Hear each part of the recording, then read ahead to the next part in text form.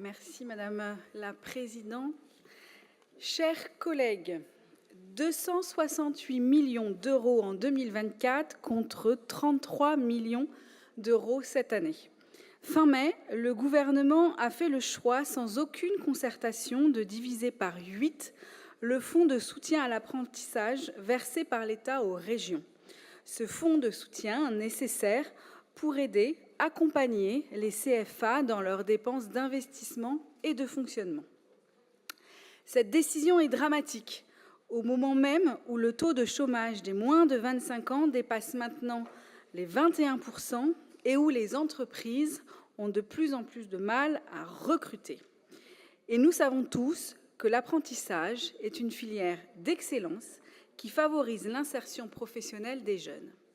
Cette décision est également irresponsable, car lourde, très lourde de conséquences.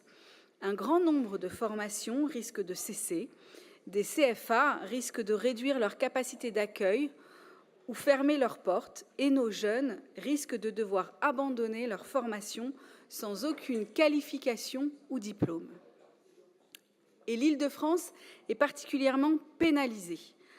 Alors que notre région forme 25% des apprentis français, soit près de 250 000 jeunes en formation, nous ne recevons que 13% des crédits nationaux et jusqu'à 5 fois moins par apprenti que certaines régions, notamment la région Nouvelle-Aquitaine ou Centre-Val de Loire. Avec ce nouvel arrêté ministériel, notre dotation régionale chute de 36 millions d'euros en 2025 à 4,4 millions d'euros seulement en 2026, aggravant une situation déjà profondément inéquitable. Derrière ces chiffres, c'est l'ensemble du secteur de l'apprentissage qui est malmené.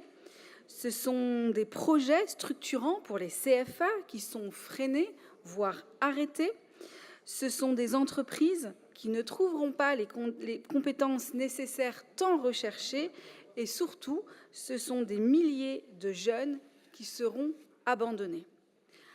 Alors, avec la présidente Valérie Pécresse, nous refusons que l'apprentissage soit sacrifié pour répondre aux impératifs budgétaires de l'État. Nous refusons que l'État fasse des économies sur le dos de notre jeunesse, alors que les dépenses de fonctionnement de l'État, elles, ne cessent d'augmenter encore et encore.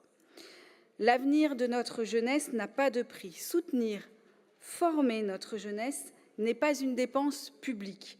C'est un choix stratégique pour l'avenir de notre nation. Il y a donc urgence à revenir sur cette décision.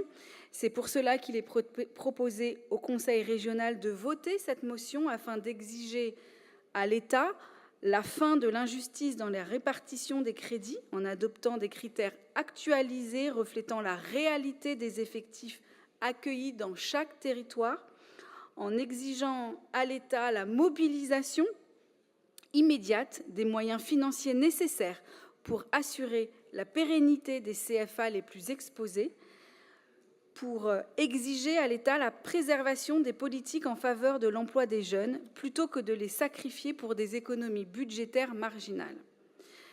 Et j'appelle également tous les élus locaux franciliens, à vous tous, chers collègues, à exprimer votre solidarité avec les apprentis, avec les CFA, avec l'ensemble des acteurs de la formation professionnelle.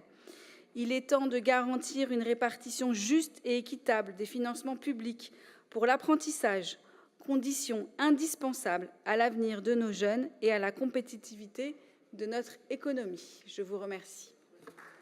Bravo.